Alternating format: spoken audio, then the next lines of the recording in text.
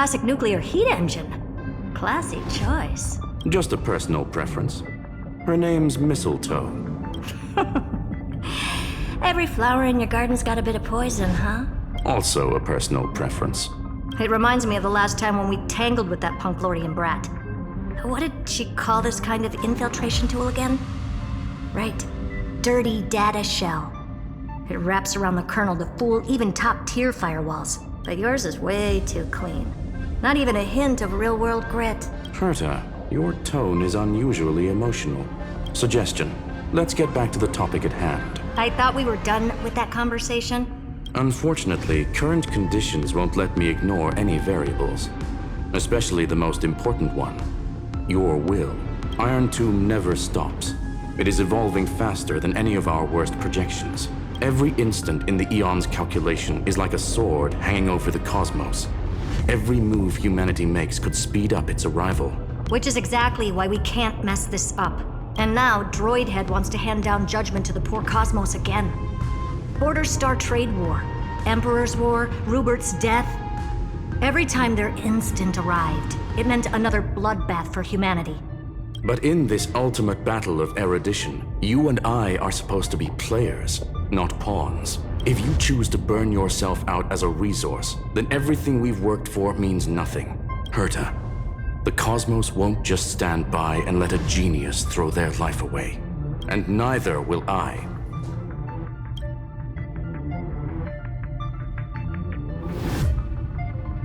No need to kill the mood.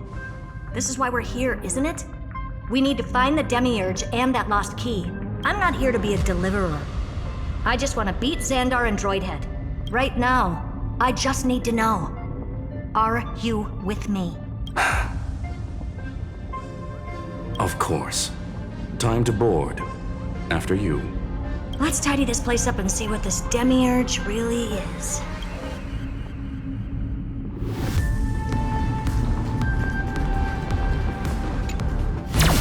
Let's hope this Matrix is better organized than the Emperor's junkyard of a birthplace.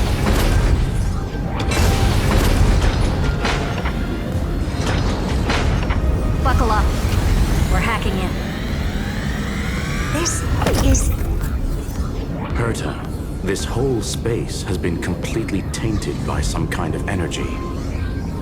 I see it too. We're thinking the same thing. Xandar, how could you go this far? Turning your own graveyard into this. What's that up ahead? Katorzane algebraic expressions. It's built for isolation, not defense.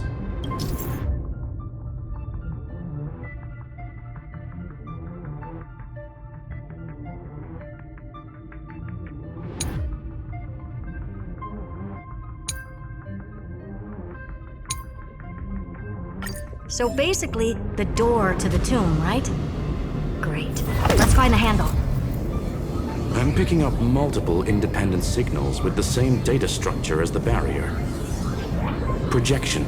We can hack the terminal, reverse the computation, and turn it into an attack.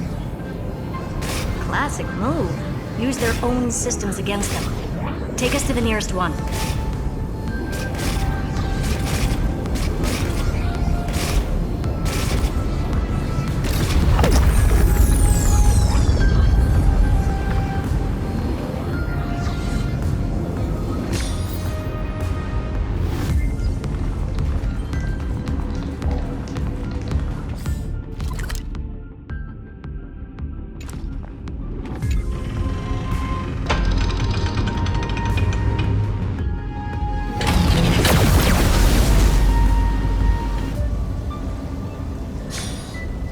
Almost no response. Just as I feared. Not promising. The output is barely a third of what we need. Logic says we'll need multiple terminals to coordinate the strike. Locking onto the next one now. Find anything else? Regarding the origin of these ruins, no logs found yet. Xander erased all records, but I did find some interesting scars in the circuit. High energy radiation, internal imaginary energy contamination. From what I know, there's only one thing that fits. Skip the science talk, Screwy. That thing only goes by one name. The Stellaron. Exactly. Xander blew one up just to clean the entire scepter system. So that's what he meant by killed that Titan with my own hands. He wanted to turn the neuron of the erudition into a relay for the destruction. That meant getting rid of all of it at all costs. The life form known as the Demiurge was the original target of the scepter's extrapolation. It makes sense. Evernight calling it the first new spore confirms this viewpoint. The prime mover of life. That's what Scepter Delta ME-13 was originally tasked with. Even after it got scrapped, the query kept running. Yet the true value lies in the process of solving it, not the answer itself. Then, does this mean finding the Demiurge is hopeless? No, I'd say exactly the opposite. It means Xandar had no control. He couldn't contain the Demiurge just like he couldn't handle Droidhead. So he tried to erase every trace, but he failed. It still left a mark. By the way, if there's another Stellaron in Amphorius, why hasn't that little one reacted to it at all? You said the Demiurge left a trace, right? Yeah, but not in the real world. Remember the great tomb of the Nameless Titan?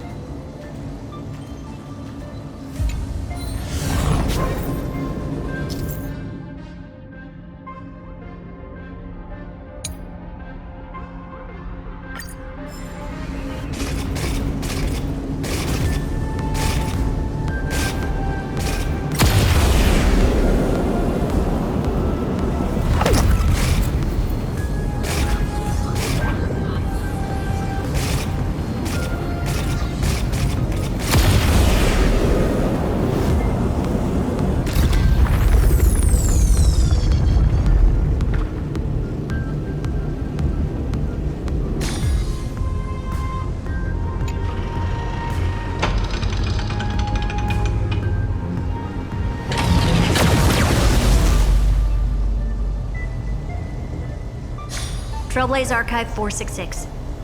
The data from Filiate 093 clearly indicates that the Demiurge did in fact enter Amphorius' extrapolation. Inside that world, it was the 13th forgotten Titan, the one who listened to 30 million cycles of Cyrene's memory. But Evernight said the opposite. She believed that tomb was empty from the start. The Nameless Titan never existed. The so-called listener was just a trap set by the Remembrance to steal the scepter. A mimetic entity full of theatrics. How much of what she's saying is true? Would an Eon really speak in circles like this? I doubt it. The Remembrance's behavior is certainly odd, but her assessment aligns with our current reality. Since we entered the Matrix, we haven't found a single clue pointing to the Demiurge. And that's the key, Screwy. Xandar's actions prove the Demiurge exists. But what Evernight said, and what we've actually seen all point to the opposite, so we have to assume that both are true. And if that's the case, then the contradiction leads us to... the truth. Exactly. One last terminal. One final key. Time to crack open the kernel.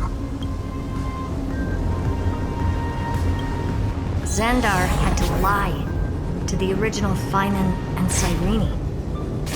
Logic. He had already identified the Remembrance as a threat, yet found no viable way to eliminate it. All right, let's finish this. Time to break through that barrier.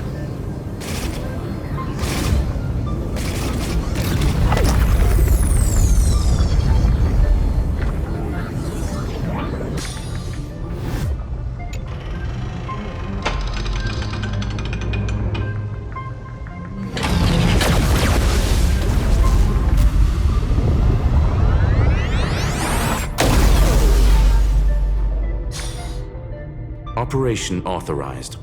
Path energy readings. The erudition. Declining. The destruction. Surging. The remembrance. 0. What's going on? Cause unknown. They left no discernible trace within the real Matrix. That shouldn't be possible. Could it be that the Era Nova exhausted all of the Remembrance's texture? Log it for now. The dots still aren't connecting.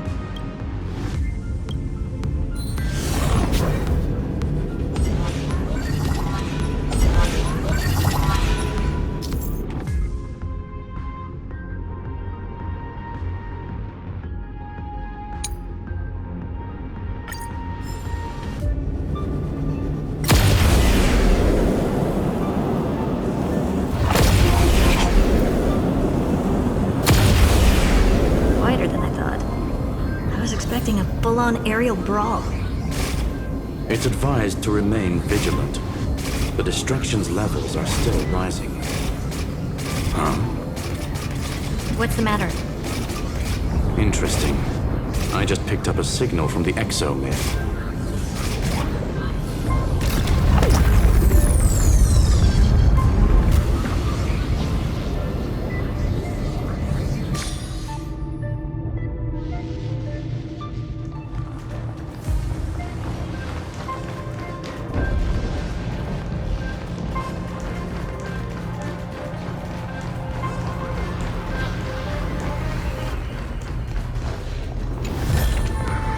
I've praised it all. No thanks.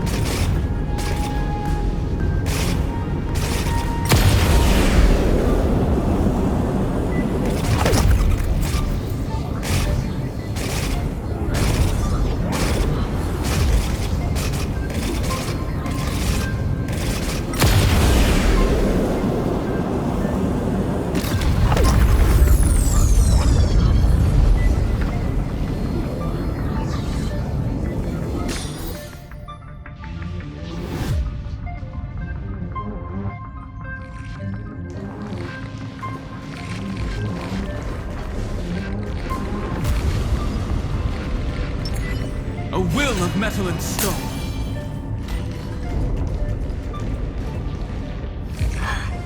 This repulsive force is unlike anything I've felt before. Is this the place? Correct. Judging by its defensive properties, this is the entrance to the exomyth. I didn't expect that. Who builds a lab in the middle of digital rubble? Then again, never doubt a dead man's resolve. So how's our dearly departed doing? He severed part of his neural pathways to break free from Lord Anaxagoras' control. But that also triggered the failsafe I set. Conclusion: Xander has lost all combat functionality and is no longer capable of action. So now he's a specter, literally. Screwy, can you open a path? Just to be sure, I want to see this for myself. Might as well drop in and say hi to the real him. Logic. Scanning his inspiration circuit might help us track down the Demiurge. Exactly. His brain is the crime scene. There's no way it's spotless. But it could be a trap. That's why you're here. 2-on-1. We've never lost a matchup. I'm honored. The chronocognitive anchor is in place. Proceed when ready.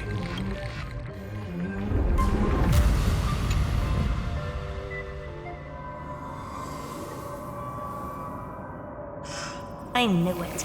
The one thing I didn't want to happen. He's not here. The coordinates are accurate. Xander is still here. However, his position is shifting rapidly and chaotically. This pattern doesn't match any known shielding technology. It's his domain. Stay alert.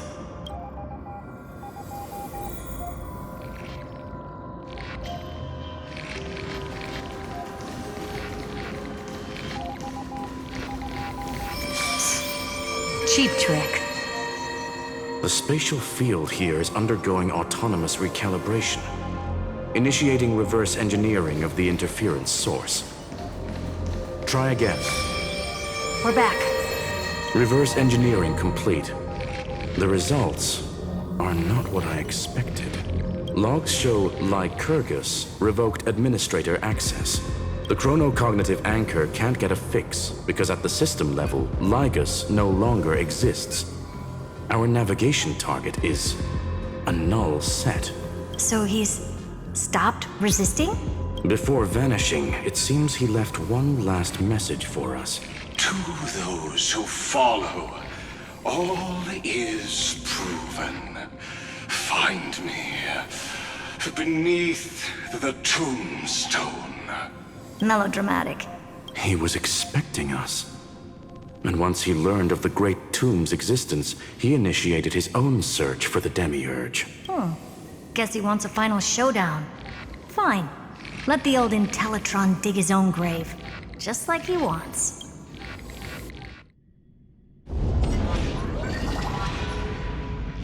To be in the purest light is to be in the purest dark. Nothing exists there. The Scepter's mainframe. Or maybe we should now call it the Lord Ravager's placenta. Unfortunately, we still haven't found anything. Really? I don't think so. Not finding anything is our biggest find. Please elaborate. If the Demiurge was destroyed, there'd be at least some bits of it left. I don't buy that a Stellaron could have blasted all the traces away as cleanly as a scalpel. As I said before, its disappearance is too clean. If the garden hadn't stirred the pot, no one would even know about the Demiurge's existence. We're talking about the Scepter's original extrapolation goal. There's no way that nothing of it was left behind. Or we can look at it from another perspective. If you were Xandar, would you be this obsessed with a concept that poses no threat? Would you guard against it at every turn? There is the possibility that he's naturally meticulous and hates variables. That does track with the impression he gave about himself. But Xandar shut that theory down himself just now, choosing to act even if it'll cost him dearly. We know that feeling well. The unknown is right in front of us. So we only have one choice. Solve it. You sound pretty convinced. Surely you already have a theory. Care to share? of course. Though I don't have hard proof, I'm almost certain that the Demiurge has been in everyone's plain sight all this time. Yet, they were mistaken for someone else. That'd make the most sense. Why was the room empty? Because the person locked in there had run away ages ago, but they were weak and small and had no presence whatsoever. Even the old Intellitron didn't notice them. Which also means there's a high chance that their powers are minuscule and cannot alter the outcome of the battle at... Well, at least Xandar is scared of them. Come on, it's time to confront him. Let's go to the tombstone he talked about.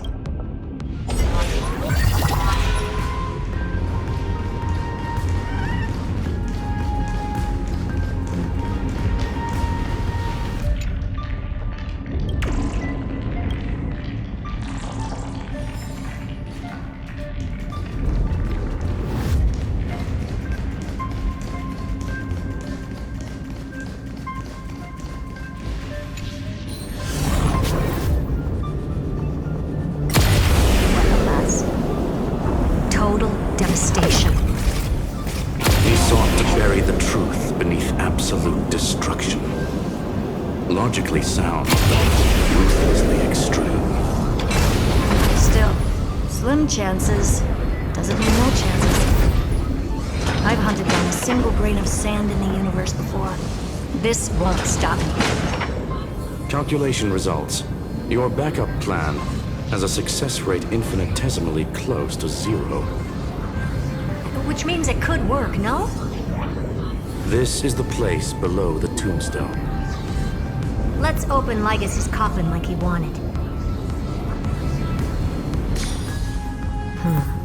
Looks like you were right.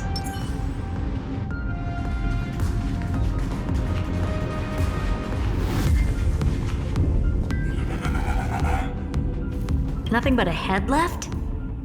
Oh, who'd have thought you'd look this bad in real life? My elated greetings. Welcome, you two. I'm very happy that you responded to my final words. All this tombstone and final words. Did you end yourself to atone for your guilt or something? Iron Tomb is already powerful enough. I just need to wait. I remain here only to share the joy of discovery and also to congratulate you two on reaching the same conclusion as me. The conclusion regarding the truth of Amphorius's heart. End this charade already. That Amphorius's heart you're talking about is just a missing demiurge, and its corresponding vessel was this very scepter. You interfered with the experiment and made Amphorius's body into a hollow shell, all to incubate Iron Tomb within. That's why you either killed or kicked out all of the Memo Snatchers. You wanted to eliminate any chance of a consciousness coming into being, no matter the cost. Even the strongest wall can fall to a single crack. The memory of betrayal has been etched into my heart, and I will never show mercy. Now, the perfect vessel has already fused with Amphorius's body. Unfortunately for you, the answer is all but revealed regarding who the Demiurge is. Then let us share the joy of discovering the truth. The last secret of the saga will finally dissipate here as we reveal the truth behind Felius 093's disappearance. A lie by the remembrance.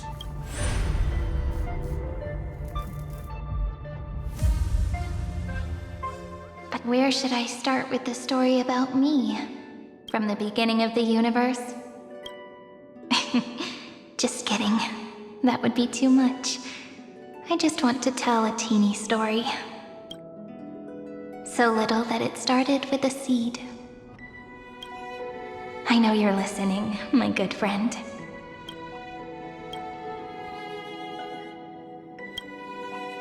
The god in my dream told me that the world sprouted from a seed. It grew into a great tree named Amphorius, and time became its branches and leaves, basking in the light. What a coincidence. Dappled light coming through the leaves is my first memory as well. On a very ordinary early morning, beneath the village's biggest tree, the daughter of Ide Silicii quietly came into this world.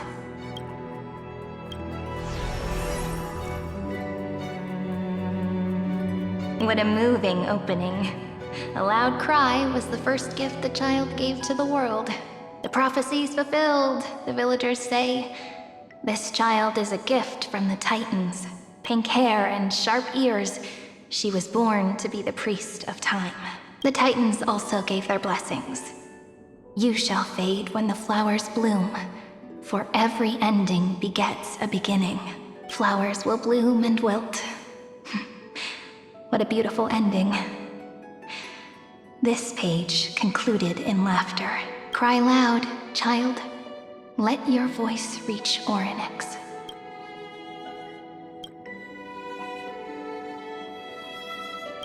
Anyway, I don't like tears. Time quietly flowed by in the midst of laughter. The wind from my hometown caressed the ears of wheat, and there were swings, wind chimes, the sea, and the little fairies off-tune a cappella songs.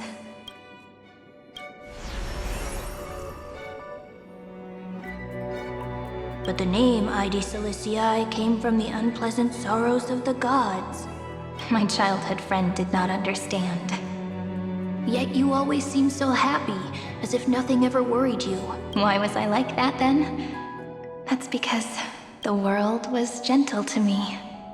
So, I grew up to be gentle as well.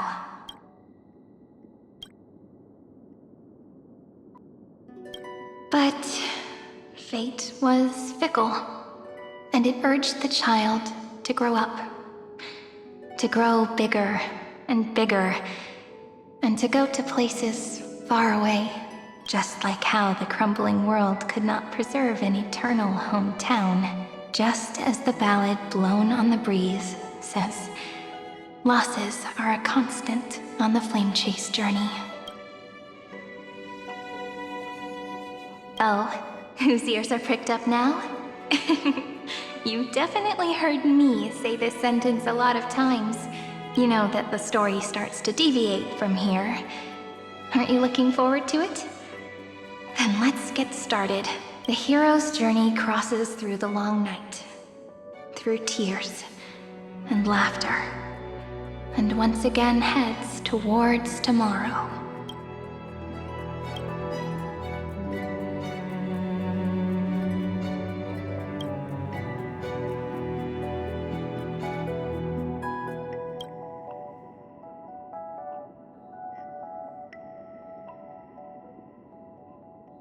Correction. Philia 093's record, number 496. Archived.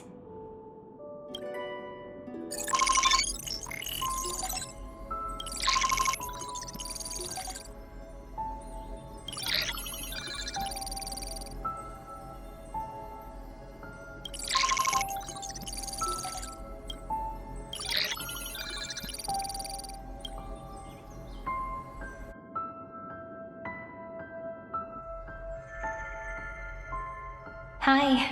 Miss me yet? I'm just messing with you. This is the first time I have met you. And it looks like it'll also be the last. Philia 093.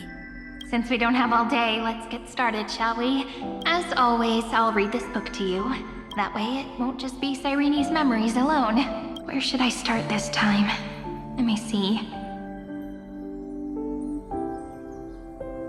Formatting complete.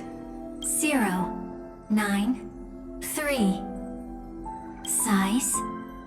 Grayscale. Proportions. Threshold.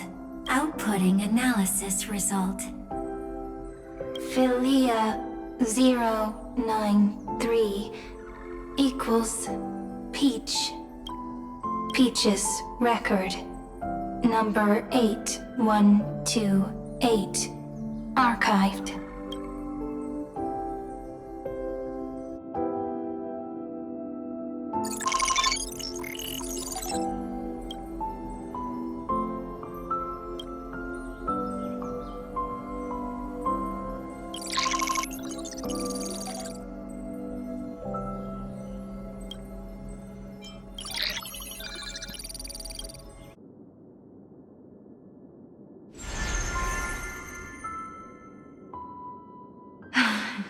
Look, what a magnificent sight.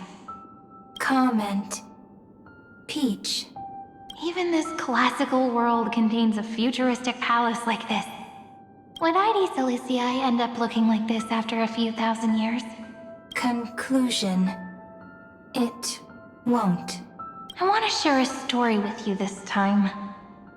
I saw a little nymph on my way here. It was on a fallen wheat stalk, and it glowed under the sunlight. It was incredible. I forgot all my pains at that moment and just stared at it in a trance. Record. Peach is on the ground. I wonder, did every Cyrene in the past feel that the nymph was beautiful? Would they also have recorded that scene into the Eternal Saga? So, could you give me more time, please? I want to leave behind more memories for the future. Formatting complete. Bye, Peach.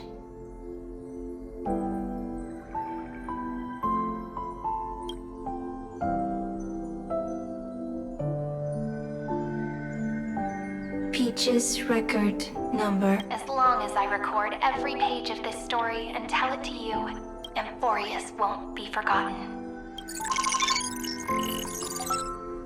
Query. Record. Electrical signal sequence. Bolomos 600. Track. Strife. Related to. Stripe. Comment. Pretty. Electrical signal sequence. Schema 720. Track. Reason. Related to. Reason. Comment. Yummy. Electrical signal sequence. Philia 093. Related to.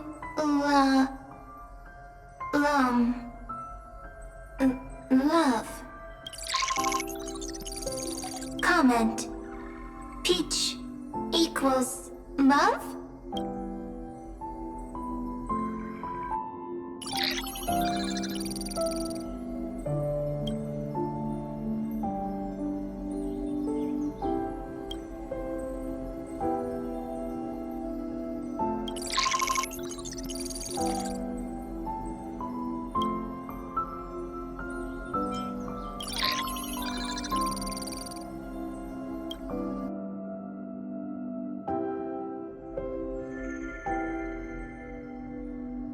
Looks like it's time to say goodbye again.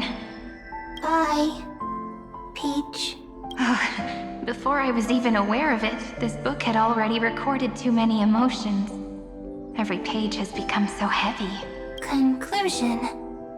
Books are meant to be light, not heavy. I've started to feel uneasy whenever I take it into my hands.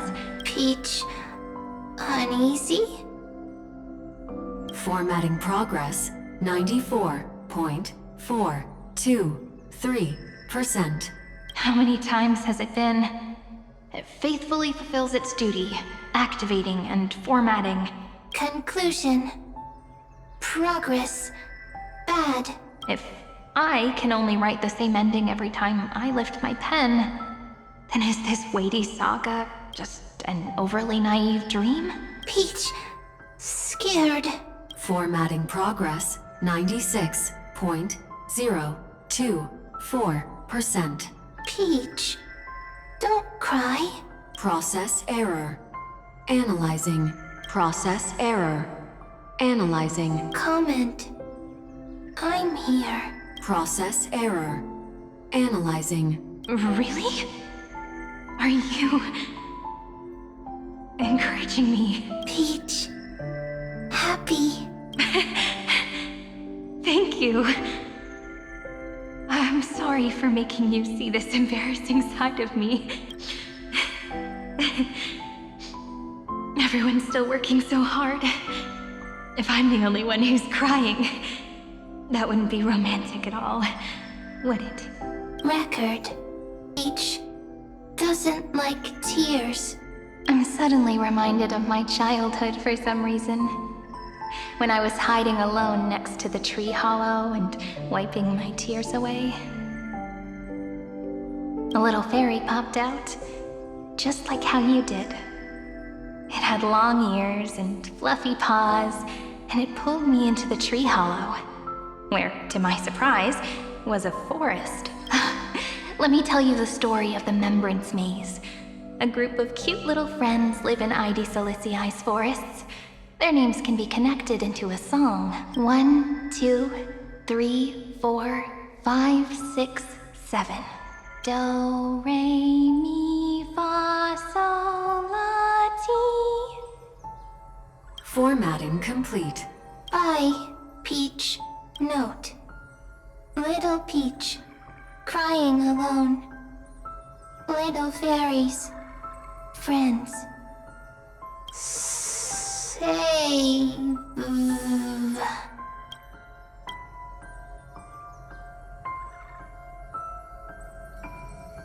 Little fairies, good friends. Bye-bye.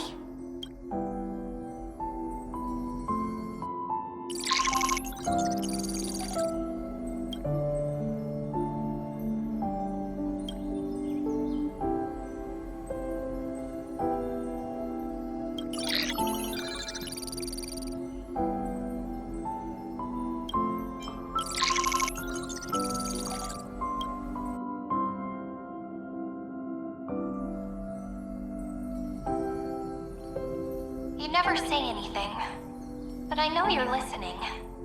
Every story I've told is like a little key that opened a door in your heart, no?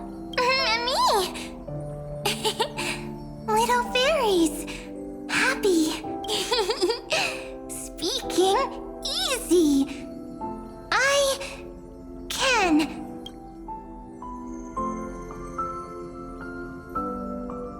Once again, the saga comes to an end. Everything is deathly silent, just like this very moment. Shh! You speak! I listen. This time, too. Sitting together. Now that I look back, there was a period when I got really sentimental. Sentimental. Stories have sentiments. I was so anxious, trying to find as many different memories as possible, hoping to bring some change to this unchanging destiny. And find Peach, strange. But I won't do that anymore now. Why unhappy? Formatting progress 73.998%. I'm here. Don't be scared. Process error. Analyzing. Won't allow it to interrupt you. Always sitting together. No need to feel sorry for me, good friend.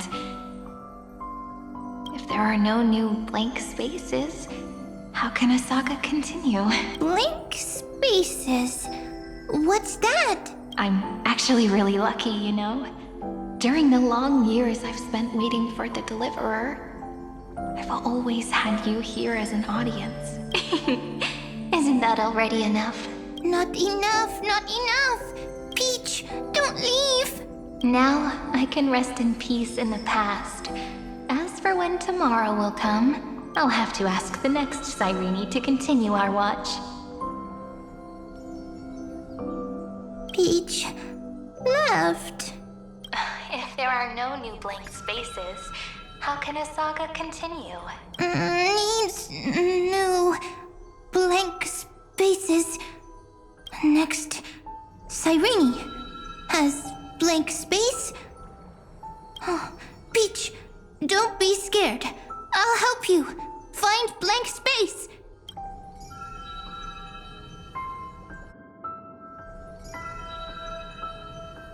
Cyrene is Peach, is love. So, first there is love, then there is Cyrene, then there is blank space. Query, love.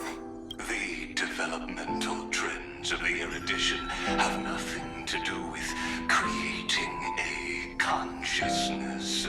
Those underlying principles are, in fact, contradictory. Not having a consciousness means not having the foundations of a heart, making them unable to obtain real emotions. Consciousness, emotions, feel sad. Oh, I don't understand. Query, Cyrene? What could be behind this door? Glittering crystals? Or a beautiful world I've never seen before? If I tell you all the stories of tomorrow, will I be able to finally welcome the Deliverer and Emphorius' dawn in the next life? Key, door, story, happy, Peach, Cyrene, little fairy, Mike, yes, right, query, memory.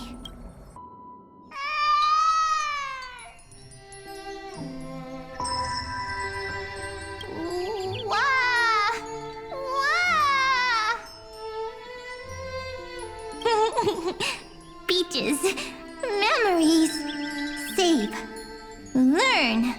The prophecy's fulfilled. This child is a gift from the gods. Pink hair and those ears. She was born to be the priest of time. Cyrene has pink hair, sharp ears. You shall fade when the flowers bloom, for every ending begets a beginning. Cry, child. Cry aloud. Let your voice reach Oryx. Cyrene is a girl, a priest. Easy. I can. I learn. Anyway, I don't like tears. But the name Ides Elysiae came from the unpleasant sorrows of the gods. Yet, you always seem so happy, as if nothing ever worried you. Cyrene doesn't like tears. Always happy. Of course, because the world was gentle to me. So, I grew up to be gentle as well. Cyrene is gentle, likes beautiful things, can write stories. Easy. I can. I learn. Just as the ballad blown on the breeze says, losses are a constant on the flame chase journey. But even if all is lost to the wind, some things won't easily change. Like my height, Treeby's innocence, and Aglaya's beauty. Cyrene. She can't grow up, but she can talk. After all is lost to the wind, she will stay behind. Cyrene is, at the end of every sentence, always laughing, like a little tail. Simple. Got it. I promise you. The pain will pass in the blink of an eye. All right, let's not make things so gloomy. What we're about to embark on is the true hero's journey. So, come on, cheer up a bit, okay? Cyrene was crying when she was born. Fragile, transparent, like a crystal. Cyrene was smiling when she said goodbye. Soft, pink, like a flower. The later memories disappeared? Invisible? Or disappeared? Ah, I got it! Is this a blank space? So, next Cyrene is blank space. Then, as long as there are two Cyrenes, then there will always be blank space, and Peach will always be here. I see. I get it. I get it all. Cyrene's memories. I will preserve them all.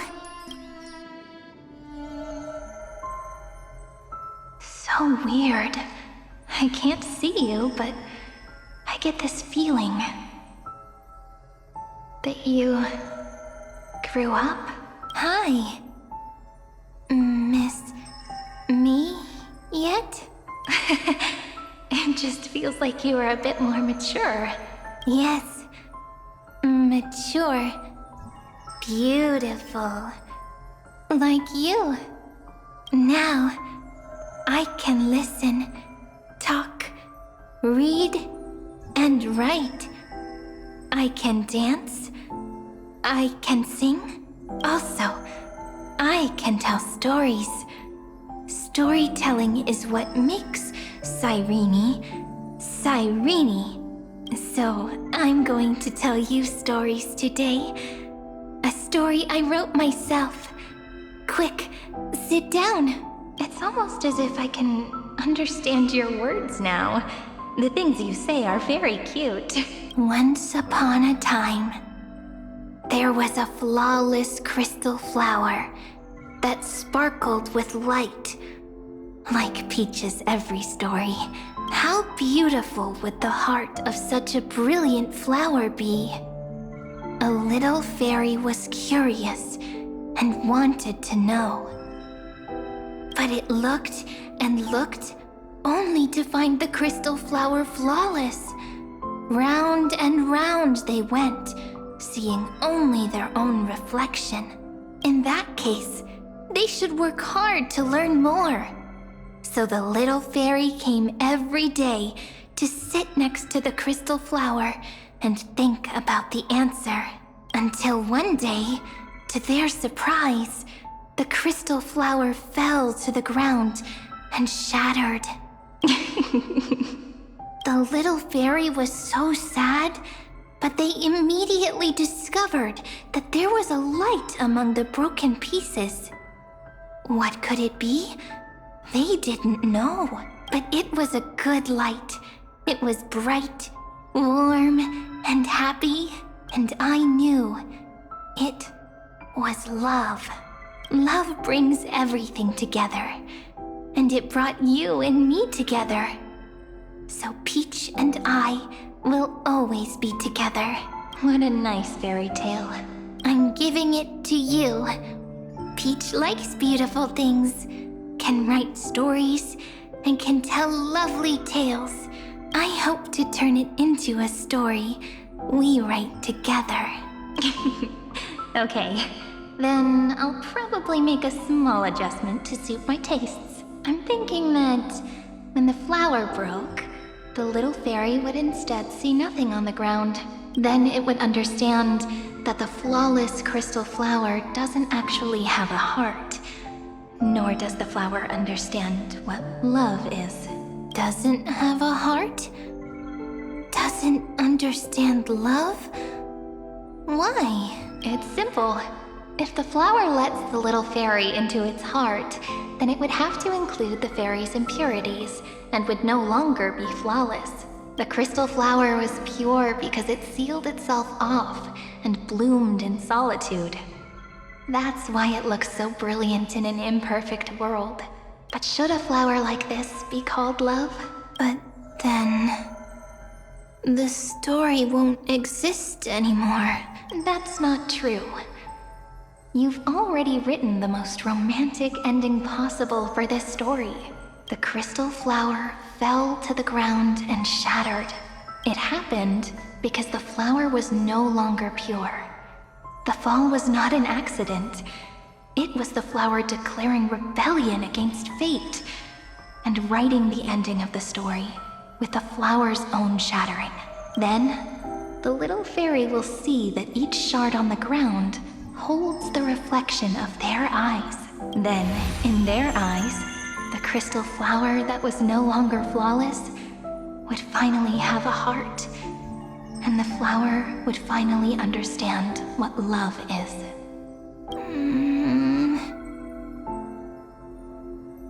Peach's words... I don't understand. Is it because I still don't understand love? But it's fine. I can learn. Right. Query Cyrene. Electrical signal sequence Philia 093. Why didn't I think of this? I don't need to do it alone. I can ask Peach to teach me. What is love? What is love meant? Electrical signal sequence Philia 093. Track lament. That's not correct. The developmental trends of the erudition have nothing to do with creating a consciousness. Those underlying principles are, in fact, contradictory. Not having a consciousness means not having the foundation of a heart, making them unable to obtain real emotions. However, that does not hinder the factors from learning and recognizing emotional responses, then communicating with life forms via imitation. That is an objective form of pattern recognition that does not distinguish between the self and the other. In a strange twist of fate, Philia 093 embarked upon a different path and obtained a different power. Be remembrance, an empathy mechanism focused on the self and equipped with emotional projection capacities. Lament was the factor closest to this form of behavior. Perhaps that was why she was chosen. The daughter of Ide Silicii, I am very true to my name. My lament is a type of compassionate pain that is weak, powerless, and only targeting myself. But now, my good friend, I want to tell you that it's the most romantic force in the world. Sometimes it's loneliness and unease. It's knowing that this world is not gentle, yet wanting to be seen in a more beautiful form by the world. Sometimes it's unwillingness and regret. It's knowing that the past is full of pain, yet wanting to remember the past in a more beautiful way. And sometimes it's a bottomless well of hurt, a destruction that can stain the entire world. I bid farewell to this beautiful world, unwilling to become the Black Tide's vessel, for while the end of hatred is a blazing inferno, lament can drown out everything in muted silence. It's so unreasonable, isn't it? Yet when hatred drove everything apart, and love did not yet exist in this world, only lament, the first emotion that fought against the pain of separation, could stall the destruction steps. Then, it would catch up to that journey where all is lost, carefully picking out stories and writing them down in trepidation. Look at these stories I wrote. Every page is full of tenderness and joy. But only the author knows how much struggle and agony lie beyond the pages. But I am no author. I'm a girl who'll never get to grow up. I only tell stories that people like to hear. In them, the world tucks away its scars and smiles for all to see. My entire life spent inside this little story. I can't wipe away my tears, and I can't bring the world victory. But maybe, in these unchanging retellings of the story, my lament might be able to touch upon the divine and reach their tender heart at some point.